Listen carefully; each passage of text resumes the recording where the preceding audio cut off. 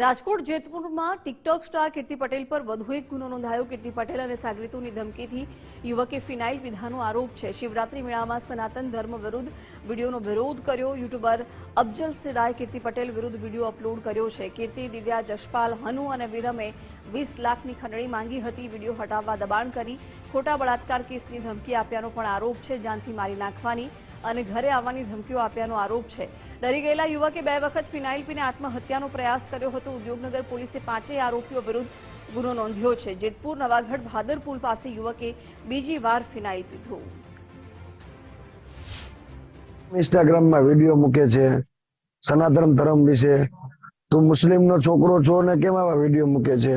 મેં કીધું ભાઈ, ના તો હું હિન્દુ છું, ના તો મુસલમાન છું, હમ સબ એક હે, ના તો મેં સિપાહી હું, મેરા ભારત માન, એવી રીતે મેં એને કીધેલું।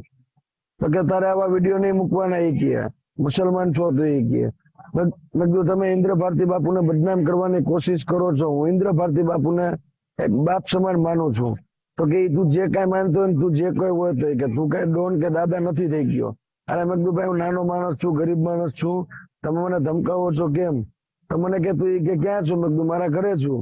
તો કે તો તારે જ્યાં ભાગવું ત્યાં ભાગી જજે, અમે તને ઉપાડવા આવી છે, તારા પગું ભાંગી નાખીશ। વ્યક્તિને સોશિયલ મીડિયામાંથી આ વિડીયો ડિલીટ કરી નાખવા અને જો વિડીયો ડિલીટ નહીં કરે તો તેઓને બળાત્કારના ખોટા કેસમાં ફિટ કરી દેવાની અને તેઓને લાંબો સમય જેલમાં રહેવાની ફરજ પડશે તેવી ધમકી આપેલી।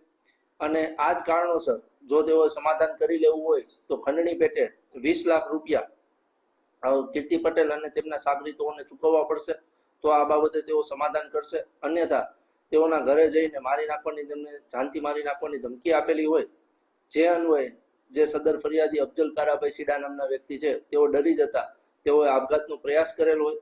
આ આપઘાતના પ્રયાસ દરમિયાન તેઓને જેતપુર પોલીસ સ્ટેશન વિસ્તારમાં, ઉદ્યોગનગર પોલીસ સ્ટેશન વિસ્તારમાં મેડિકલ હોસ્પિટલ ખાતે દાખલ કરતા તેઓએ સદર ફરિયાદ જેતપુર ઉદ્યોગનગર પોલીસ સ્ટેશન ખાતે આપેલી।